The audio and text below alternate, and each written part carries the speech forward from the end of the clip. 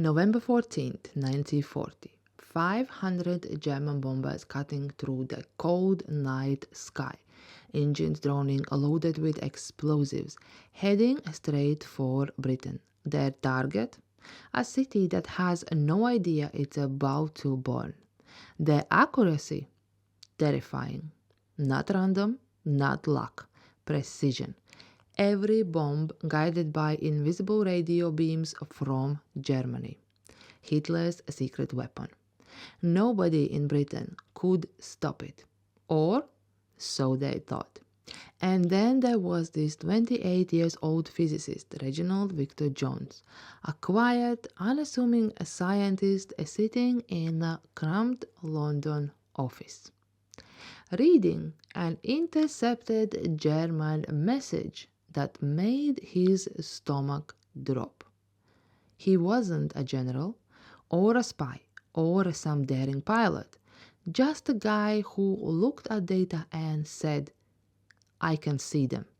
Everyone laughed. They called his theory ridiculous, science fiction. But what he figured out didn't just save thousands of lives. It changed the entire war. Now, to really understand what Jones did, we got to rewind to late 1939. The war just had begun. Britain was on edge, but there was still this faint sense of distance. The bombings hadn't yet reached full terror. Jones had just been recruited into the Air Ministry's Intelligence Division. A young physicist with zero experience in espionage, sitting among career officers who thought science was a sideshow to war. One evening, he's handed a decoded German message. It mentioned something called X-Gerad, literally X device. The message was cryptic. Beams, coordinates, timing systems, but to Jones it looked like something big, a clue that the Germans were developing a way to guide the bombers with frightening accuracy. Everyone around him thought he was nuts. Radio beams guiding aircraft over hundreds of miles? Impossible. "You have been reading too much science fiction," one air marshal scoffed. But Jones had a problem. The kind of problem every great mind runs into. The evidence just wouldn't stop piling up. Fragments from a crashed German bomber, then strange radio signal pilots had picked up while flying over the channel, and messages, lots of messages, hinting at targeting system based on beams.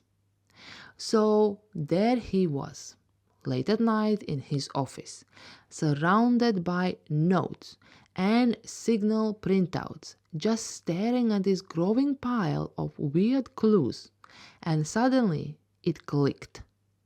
He grabs a pen and starts sketching. What if the Germans were using intersecting beams, narrow radio transmissions crossing over British airspace like invisible highways? A bomber could fly along one beam until it crossed the other, and that crossing point, that's the bombing target. It sounds simple now, but at the time it was a terrifying new idea. Jones started at the lines he'd drawn on his notepad, feeling the weight of what it meant. If he was right, Germany could bomb cities with a pinpoint accuracy in pitch darkness. Britain wasn't just vulnerable, it was naked. He called his assistant, Charles Frank, in the middle of the night. Charles, I need you back here. I think I've found something important. A few hours later, they were sitting together, surrounded by papers and sketches, and Jones explains the idea, the beams, the intersection, how it could work like a radio-based targeting grid. Charles studies it, leans back and says, if this is right, it's brilliant. It's horrifying, but brilliant. And Jones nods. And I think they are already using it. So the next morning, he goes to his superiors. And let me tell you, this meeting is one of those moments that decides the course of history, even if no one realizes at the time.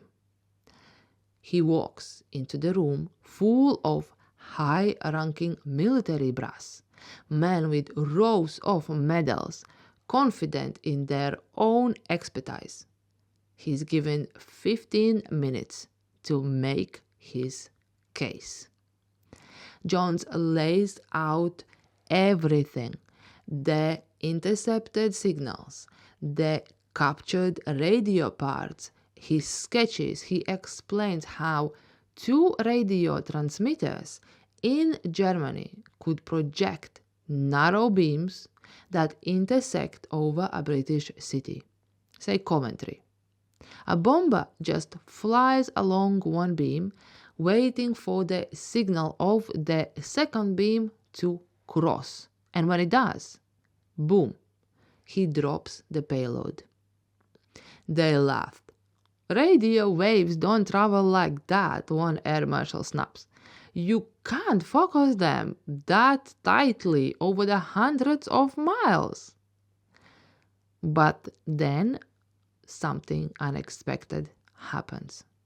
Henry Tizard, the scientific advisor in the room, one of the few people who actually understands the physics, he leans forward. Actually, he says, it's possible. It's difficult, but it is possible. The room goes quiet. Jones presses on. He even cites an interrogation from a captured German pilot who had accidentally mentioned beam flying training before climbing up. I am not asking for much, Jones insists. Just a few planes equipped with receivers to search for the signals. And if I'm wrong, fine, but if I'm right, then every major British city is at risk. For a long moment, nobody speaks. Then Air Chief Marshal Hugh Downing, head of the fighter command, finally says, if you are wrong, this will waste resources we can't spare. But if you are right, he trails off. If you are right, we already are in trouble. You will get what you need. And just like that, Jones gets the green light to start hunting down for Hitler's invisible weapon. Within hours, he's assembled a small, exhausted team of physicists and radio specialists. Their mission to find the beams. These weren't combat heroes. They were scientists with headphones, riding in a modified aircraft, scanning the air for invisible signals. For 3 days, nothing. Silence. The skeptics already started smirking. And then on the 4th night, one of the search planes flying near Derby picks something up. A faint, a narrow signal, straight as a ruler cutting through the air, coming from Germany, passing directly over England. Jones gets the call in the middle of the night. He rushes to the lab, listens to the recordings, and just stares. They found it. The beams were real. It's one of those moments where science stops being theory and becomes a raw survival. Jones was right. Hitler's Luftwaffe had found a way to bomb in total darkness, guided not by sight, but by math and radio waves. Now, Britain had a terrifying new enemy. Not one they could shoot down, but one they had to outthink. So the beams were real. Hitler's secret weapon, invisible lines in the sky guiding bombers to British cities, actually existed. The night that signal came through near Derby, Jones knew he was standing on the edge of something huge. He'd been right all along, but there was no time to celebrate, because now that Britain had proof, they had to figure out how to stop it. They called the system a knickerbane, meaning crooked leg. A weird name, but fitting. The beams literally cross each other like bent limbs reaching over the channel. The setup was simple, but deadly effective. German transmitters on the continent sent out ultra-narrow radio beams using specialized antennas.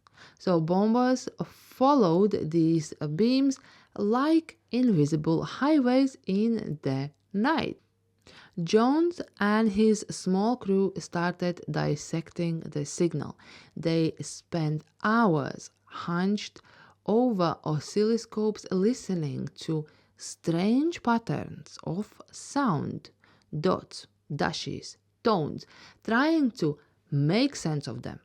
And then Jones noticed something that changed everything. "Listen," he said to his assistant, Charles Frank. "The tone isn't uniform, it's split. One side has Morse code dots and the other dashes, but if you are right in the center, they blend into a steady hum." And that steady tone was the key. If a pilot heard that constant hum, it meant he was perfectly aligned with the beam. Straight too far left or right, and the tone broke into dots or dashes again. Instant course correction. So Jones leaned back, half horrified, half impressed. "It's brilliant," he muttered. "Elegant and simple and absolutely deadly." Now, think about what that meant for the pilots. They didn't need to see anything. No landmarks, no moonlight, no city lights, just their radio and that tone. Follow it, cross the second beam at the right time, drop the bombs, and go home. It turned night bombing from random destruction into precision warfare. Jones had cracked the code, but understanding it wasn't enough. The Germans were already using Nickelbane to hit industrial centers, the kind of places Britain couldn't afford to lose. He needed to fight back, and fast. But how do you fight radio waves? You can't shoot them. You can't blow them up.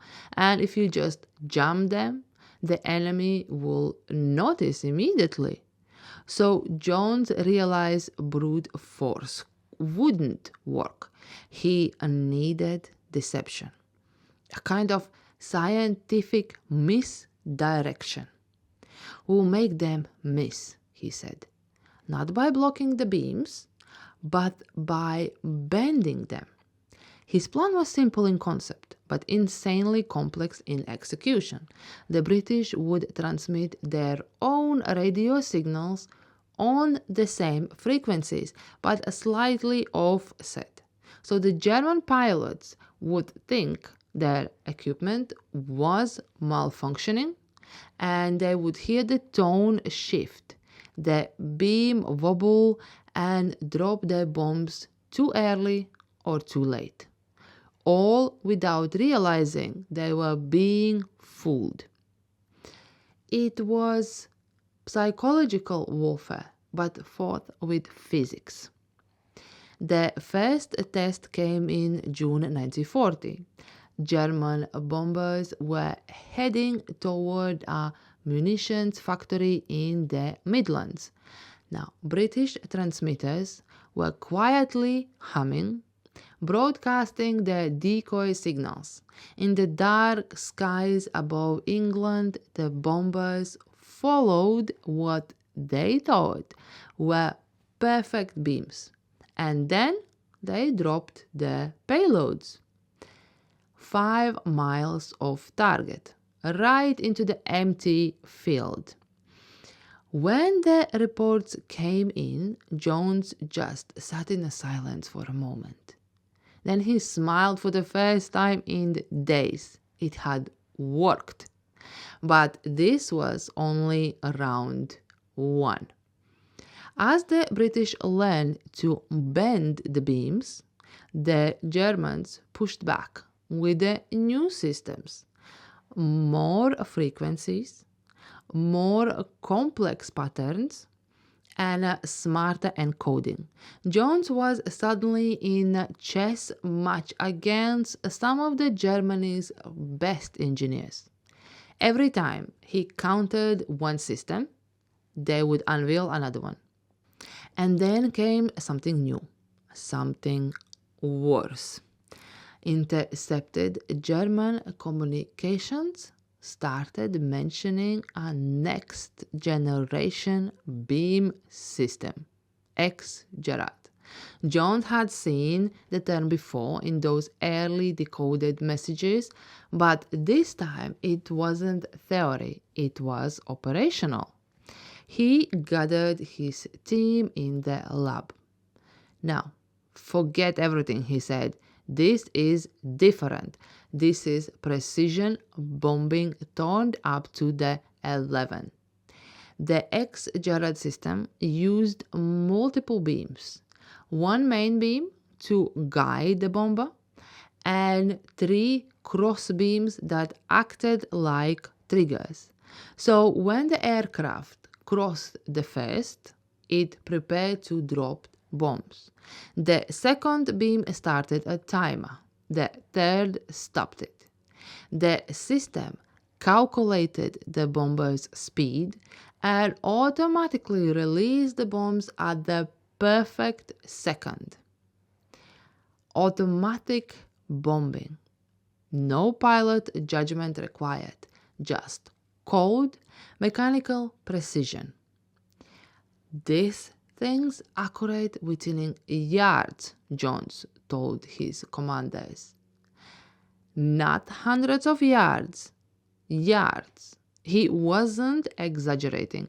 The X-Gerad system was so advanced, it made Nickenbane look like a prototype. And only Germany's elite bomber group, Kampfgruppe 100, had access to it. These weren't random pilots, they were specialists. Jones had a new mission. Find those beams, decode them, and kill the system before it wiped a city off the map. For weeks, his team barely slept. They tracked signals, they interrogated captured airmen, and tore apart every piece of equipment salvaged from crashed bombers. Eventually, they found a breakthrough. A captured German manual, half-burned but still legible, with technical specs for the X-Gerad receiver. That was the missing puzzle piece. Using those frequencies, Jones' team took to the skies again, sweeping for signals. On September 10, 1940, they found them. A series of beams stretching from France over southern England, converging with mathematical precision. Jones stood in the control room, staring at the plotting maps. "They are planning something big," he said quietly. "We just don't know where or when." And that's when the moral nightmare began. Because now, for the first time, the British could predict where the Germans would bomb. They could track the beams, see them forming in real time, and know which city was next. But that came with a brutal catch.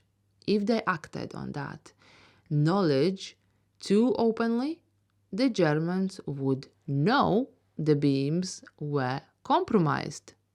They would then change frequencies, redesign the system, and months of intelligence work would vanish overnight.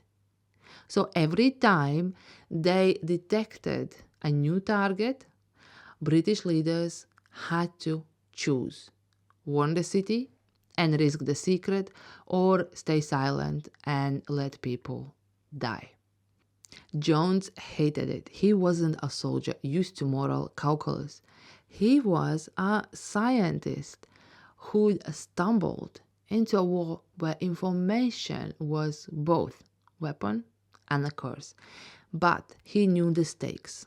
If the Germans realized their guidance systems were compromised, the entire advantage would vanish, and the bombings would get worse once again.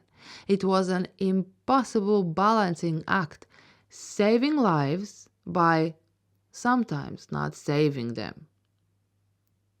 And soon that choice would hit Jones harder than ever, when one of Britain's oldest cities became the next bullseye on the map: Coventry. By November 1940, the Invisible War had gone far beyond radio waves and frequencies. It had become a race against time.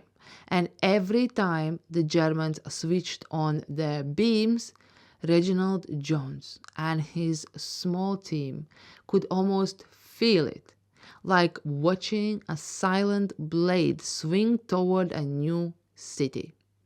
November 12, 1940, London was already battered. Liverpool had been hit hard, and now the intercepted messages were coming fast, with new references to Operation Moonlight Sonata. The ex-Gerard beams were being aligned again, carefully, precisely, and this time aimed somewhere deep in the Midlands. Jones hadn't slept more than 2 hours in days. He stood over a large map of Britain, covered in thin lines of chalk and pins, each marking the invisible radio tracks they traced across the sky. "There," he said quietly to his assistant. "They are converging over Coventry." That single word sent a chill through the room. Coventry wasn't just another industrial town. It was an ancient city, home to aircraft parts and munitions factories, yes, but also medieval architecture, churches, and tens of thousands of civilians. Jones immediately called for a meeting. Within hours, he was standing in front of the War Council of officers and officials. "We know the target," he said. We confirm the X-Jared beams are active. The Germans will strike on the 14th, in 2 days. He explained how they could jam the system, partially at least. They could distort the signals, maybe even make some bombers miss their mark. But a perfect jamming was impossible. And if they jammed too aggressively, the Germans would know the British had cracked the code. And they would then change the frequencies overnight, and the advantage would be gone. That meant the question wasn't, can we stop the raid? It was, how much do we stop? And how much do we let happen?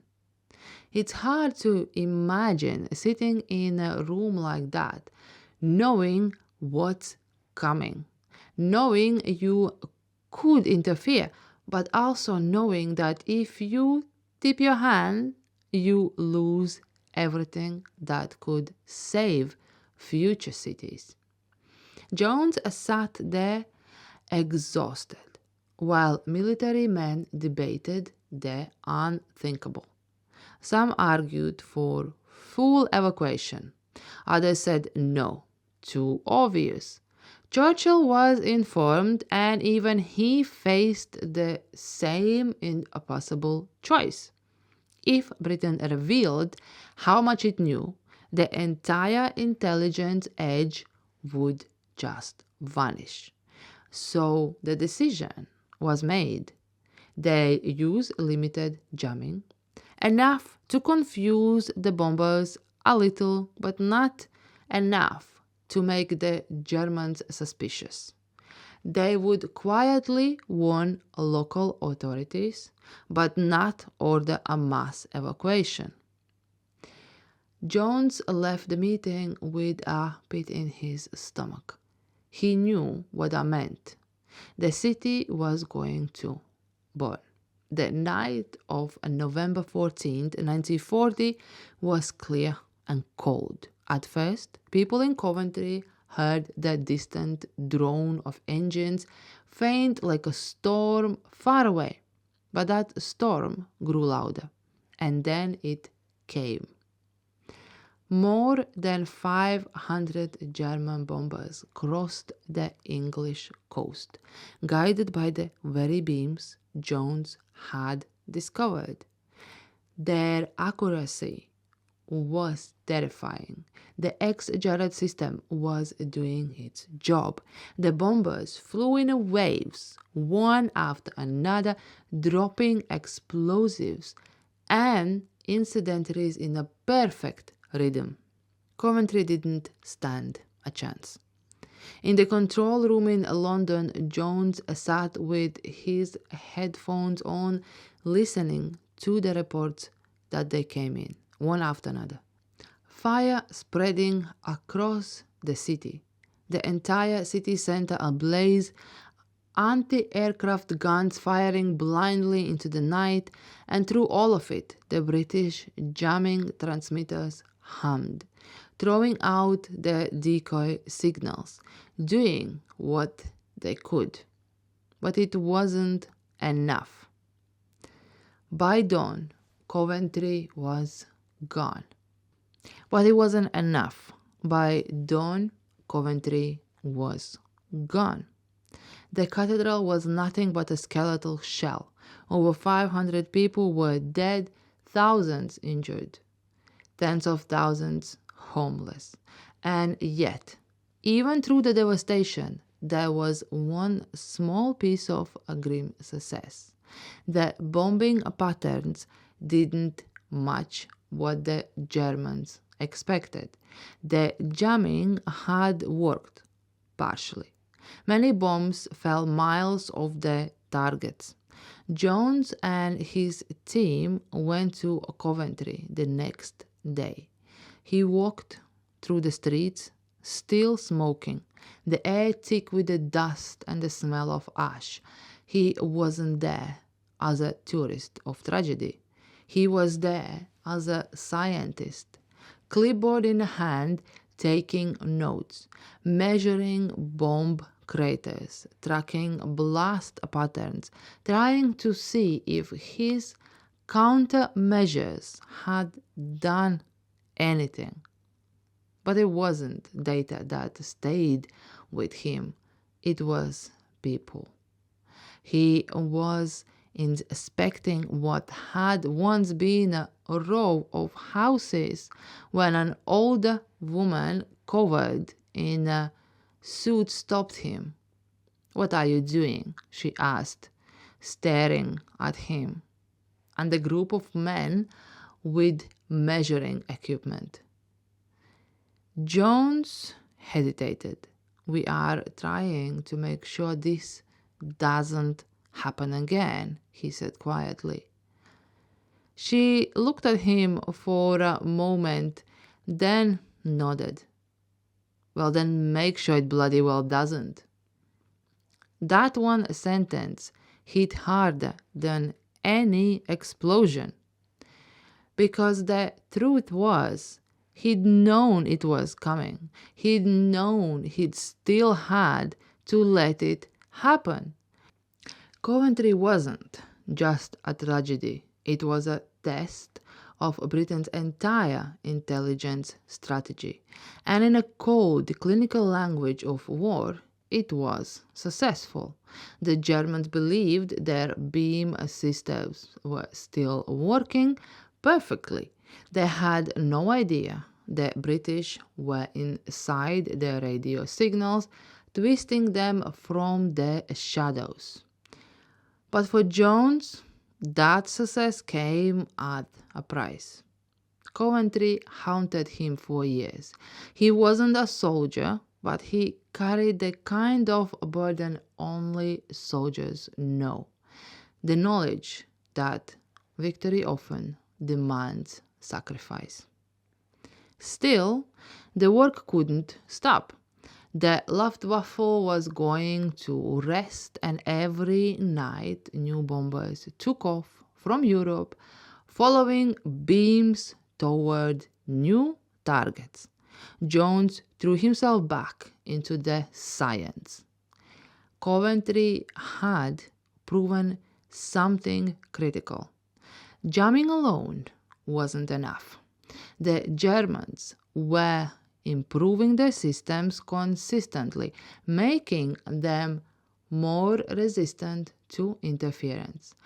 If Britain wanted to survive, Jones had to find a way not just to jam those beams, but to destroy their accuracy completely.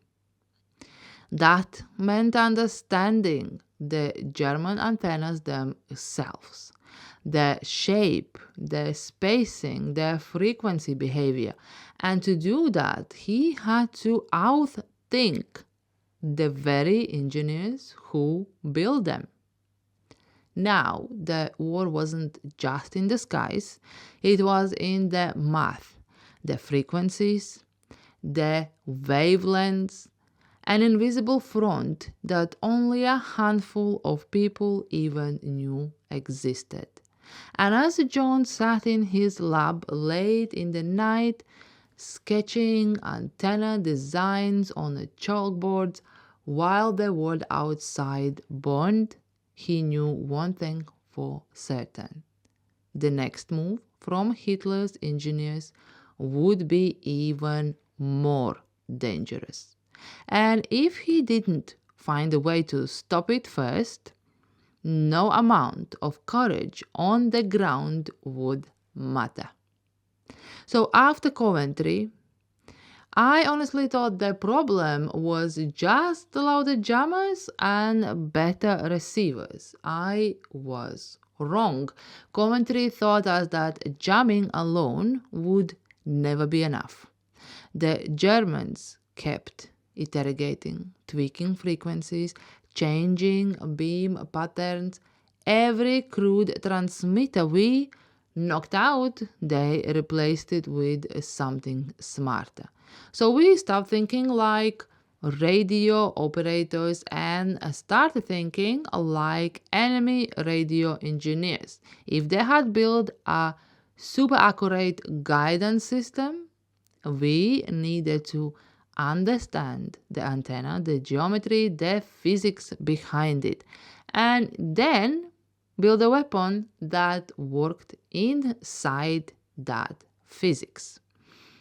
What made X-Jared scary was not just its narrowness, it was how the Germans encoded positional information. The beam wasn't a fat wash of noise. It had structure. Left side dots, right side dashes, the steady center tone that told the pilot you are on the track. You could fly thousands of miles by listening to a tone. And once you understood that, it stopped being abstract. It became a vulnerability. If you could, after that, tone subtly or overlay a perfectly timed false tone, pilots would be nudged off course without ever knowing why.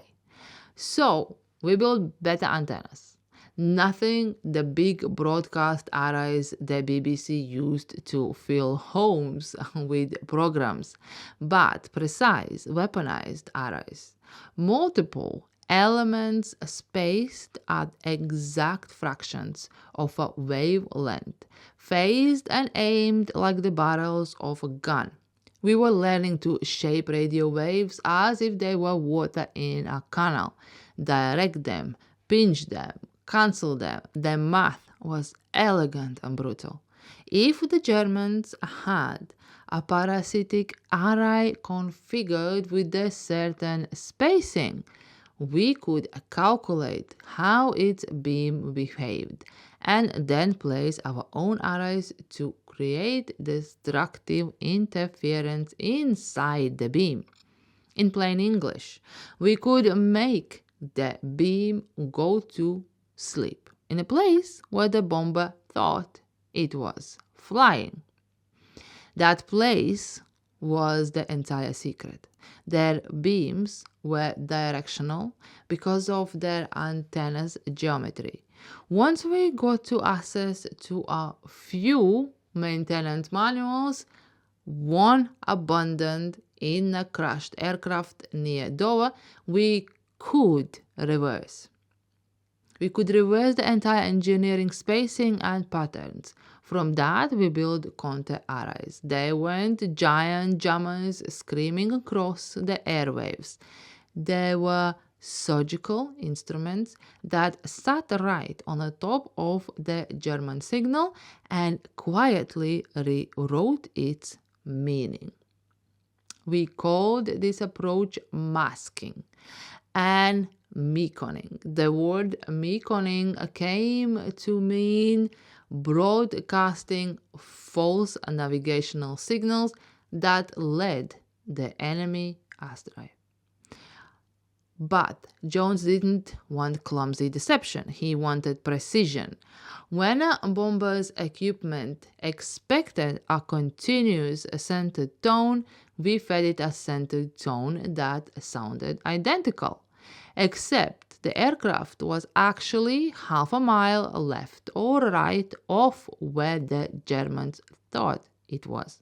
The pilot flew on the QDAD radio and dropped the bombs, and the explosions landed in empty fields or mercifully out to the sea. Then X-Jared evolved again from a single beam trick to something even nastier. The Workgerät, a two-way interrogation system. The ground station pinged the plane. The plane's transporter answered back, and the timing between ping and response gave the ground station a precise range. Now combine that with the beam guidance, and you had automatic bomb release with the accuracy of a sniper. Now jamming that was risky. Jam too obvious, and you teach the enemy how to change. Jump subtly and you can only reduce accuracy. So Jones' Eureka moment. Don't jump, impersonate. We will speak German and lie to their instrument, Jones said. Churchill liked it. He had the perfect face for a man who just been told by a scientist to commit a radio con. Speak to them in their own language and tell them nonsense. The Prime Minister said, half amused, half approving it. It sounded almost theoretical, but the physics behind it was deadly practical. So we built a transporter masquerade, a system that listened for German interrogation pings and answered them with false range data. The bomb release logic in the bomber would be satisfied. The plane would be told it was exactly over the target at precisely at the right moment. The bombs dropped and the water rose where the harbor should have been.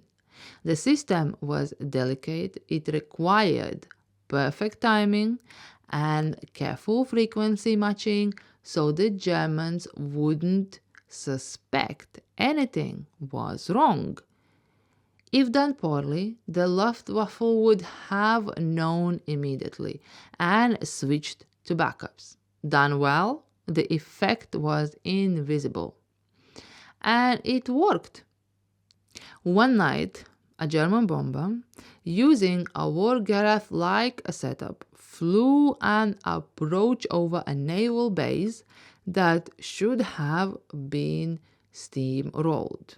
At the critical moment, our masking beacons told the plane it was 5 miles short of the harbor. The bombs fell harmlessly out to the sea. The Navy took a deep breath. A few nights later, another formation was nudged into a disguised quarry. The pattern repeated. German pilots grew frustrated. The systems played up. The engineers could not find the fault and they replaced gear, retrained crews. The problem still persisted. And that slow-burning confusion was exactly what we wanted. Confused enough that the Germans couldn't trust the microwave rails they built their precision on. Our quiet success had an ugly edge because we kept things covered. We sometimes had to let people die to preserve the secret. Coventry had shown the moral iceberg we were skating on. The intelligence trade-off was exaggerating. Reveal your hand to save today and lose the ability to save tomorrow, or save tomorrow and accept terrible losses now. Jones lived in that tension. He carried it like a weight. But the alternative, exposing the method, would have cost Britain far more cities in the long run. The little organization Jones built in those months grew fast. It started as a handful of radio physicists tinkering in a corner of the Air Ministry and ended up as a network, monitoring stations, mobile listening posts, teams that could triangulate a beam in hours, not days. Oxford academics, rather pioneers, young engineers from the universities, people who never imagined their graduate dissertations would be deployed like weapons. They worked night after sleepless night to stay one step ahead. We also learned the hard lesson that not all leaks are created equal. A flippant newspaper item about mysterious jamming nearly undid us. One amateur article in a provincial paper let the Germans know there were problems with their beams. Nothing technical, but enough to push them to tighten security and experiment with the alternatives. Jones was furious.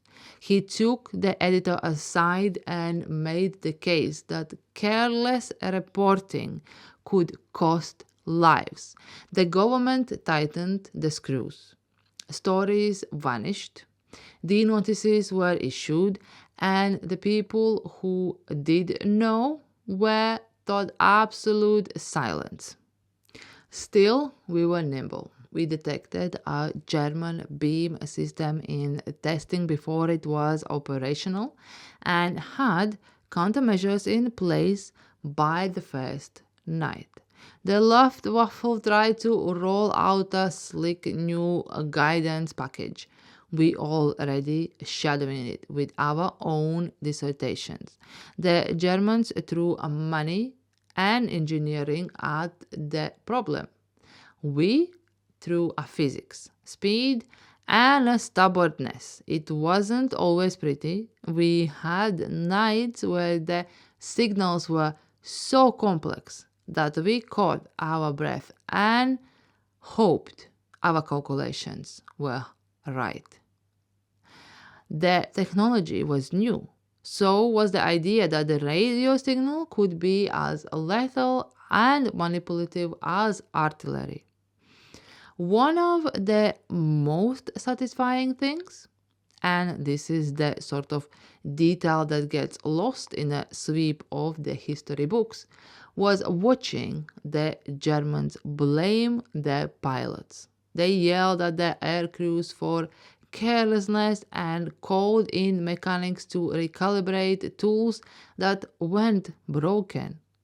There's nothing like seeing a proud technological army fault itself while someone else quietly puppeteers the signal. The Germans never fully grasped that Britain had created an entire hidden front inside their own radio spectrum. There was an unexpected intelligent payoff too. In the course of the budging and measuring beams, we found cross connections in their technical notes pointing to a research site the Gestapo and Luftwaffe would rather have kept secret. One thread that kept cropping up was a remote facility on the Baltic coast, Peenemünde. At first, the references were vague. Test platform, long-range engine, spectacle propellant. But the more we mapped the beam networks and read captured maintenance logs, the more Jones suspected this was something entirely new and very dangerous. That suspicion proved to be one of the more consequential trailheads of the war. The beam war had dragged us into the web of German innovation.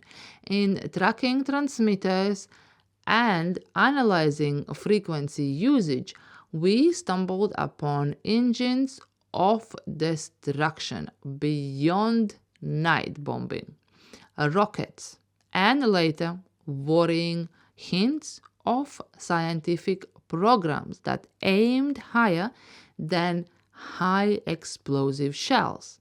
The signals led us to people and places, and once you had a place to look, you could send planes, drop probes, and sometimes strike.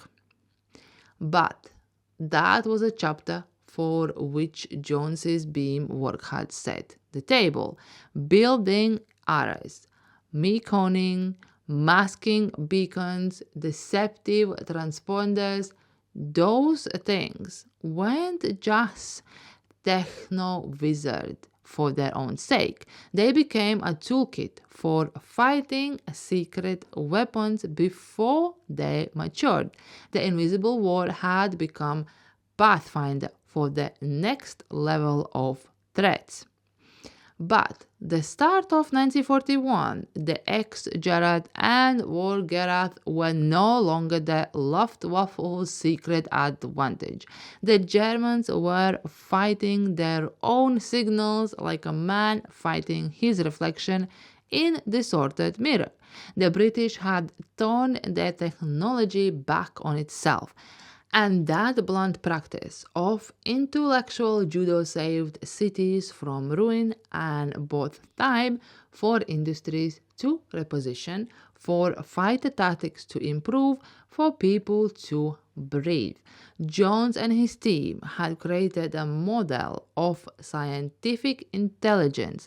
Find the edge, understand it to its bones, and then find the smallest, smartest way to break it, preferably without the enemy ever being sure how it broke.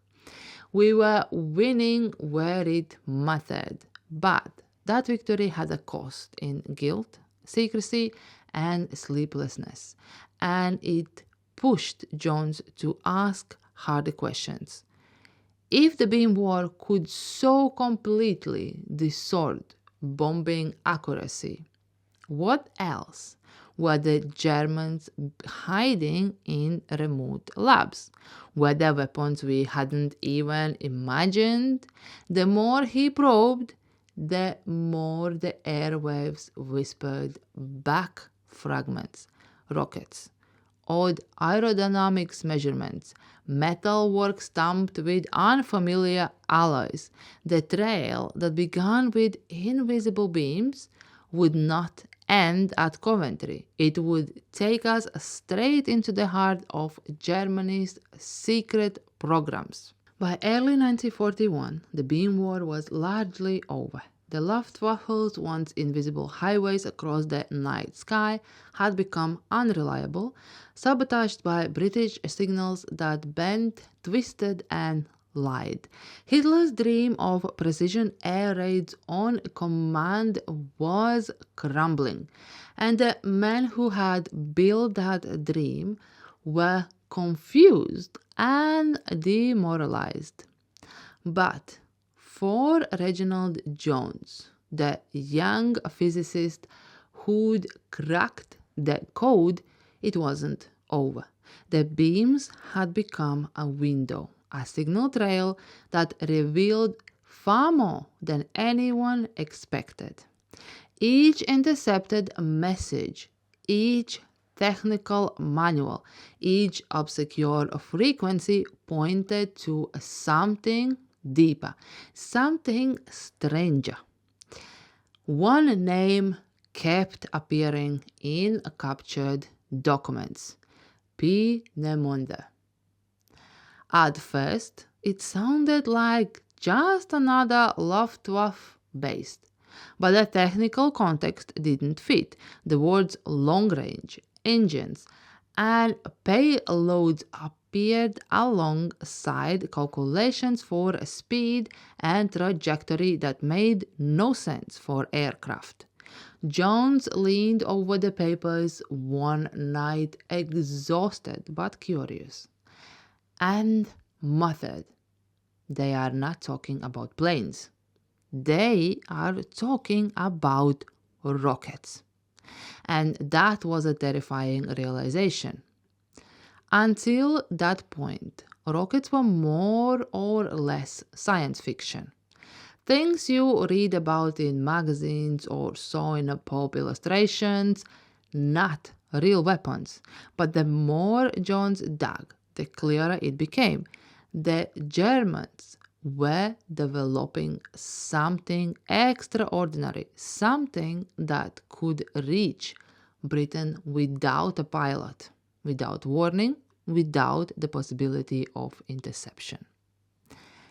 He immediately took it to the top. In a briefing at the Air Ministry, he laid it out as plainly as possible. If the data is right, he said, pointing to the intercepted blueprints, these are rockets capable of carrying explosives hundreds of miles. And if they succeed, we won't see them coming and we won't be able to stop them.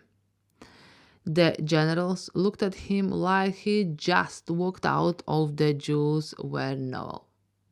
One scoffed, "Rockets that fly across the channel? Really, Doctor? You've been reading too much H.G. Wells." Jones had heard that tone before. The same disbelief he'd faced when he first talked about invisible beams. And once again, he refused to back down.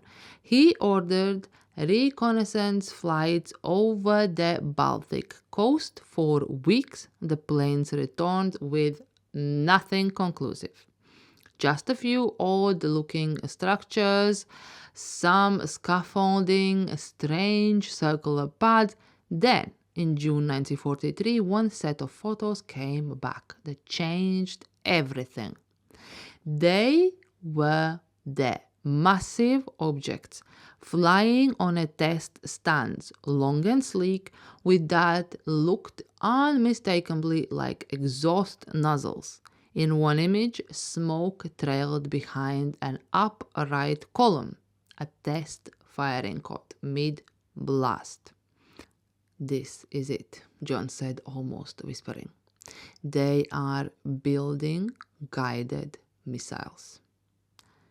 He presented the photos to the Churchill, who, to his credit, didn't dismiss it.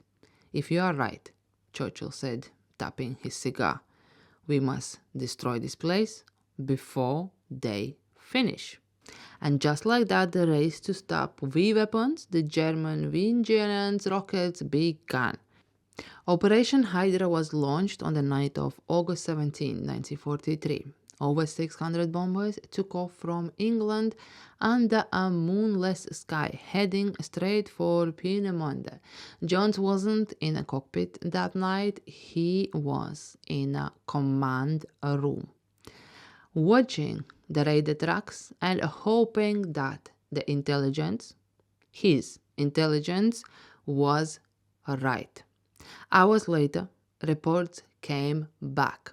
The operation had been devastating. Workshops, test stands, housing for German engineers, all obliterated. The attack set the German rocket program back by months. It also killed several key scientists working on both the V-1 flying bomb and the far deadlier V-2 missile. It came at the cost. 40 British aircraft were lost, but the strike had done its job. The V-weapons would eventually come, yes, but at much later and in smaller numbers than Hitler had planned. And here's the part few people realize. Those rockets weren't only threat. Peenemünde wasn't just the rocket site. It was connected to Germany's wider weapons research network, including early atomic work. By taking out Peenemünde, the RAF crippled more than a rocket factory. It had disrupted an entire chain of development that might have led, if left unchecked, to a Nazi nuclear weapon. When Jones learned that, after the war, it shook him. His war had started with radio waves, with invisible beams of a light, and ended with the realization that those same investigations had helped expose and dismantle Hitler's most dangerous secret project. He never bragged about it. He wasn't that kind of man. After the war, much of Jones' work remained classified. The government didn't want the world or the Soviets to know just how advanced British electronic warfare had become. And while newspapers hailed Radha and the Spitfire as the heroes of the Battle of the Britain, few people ever heard about the man who had turned science itself into a defensive weapon. When the story finally came out years later, people were stunned. This one quiet physicist, barely 30 years old when the war began, had anticipated, countered, and defeated some of the most sophisticated technologies Nazi Germany ever built. His crazy antenna work had created an entirely new field, scientific intelligence. Before Jones, intelligence work meant spies, code breakers, and intercepted letters. After Jones, it meant physics, engineers, and mathematicians poring over the frequencies and blueprints, fighting invisible wars in the electromagnetic spectrum. And that approach would define warfare for the rest of the century, from radar to sonar, to satellites and cyber warfare. Every time a missile is jammed or drone is spoofed today, there is a little bit of Reginald Jones in that moment.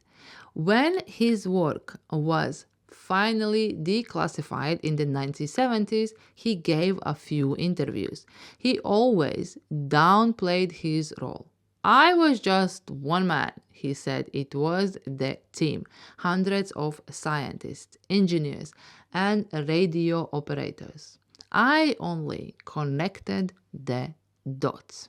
But the people who worked with him disagreed. They said it was his mind, his refusal to accept impossible as an answer that made the difference. When others dismissed strange data as noise, he saw patterns. When the military said that can't be done, he said, let's test it. That mindset, that blend of curiosity, stubbornness, and creativity became the real secret weapon of the war. Decades later, a German Luftwaffe pilot, long retired, learned what Jones had done.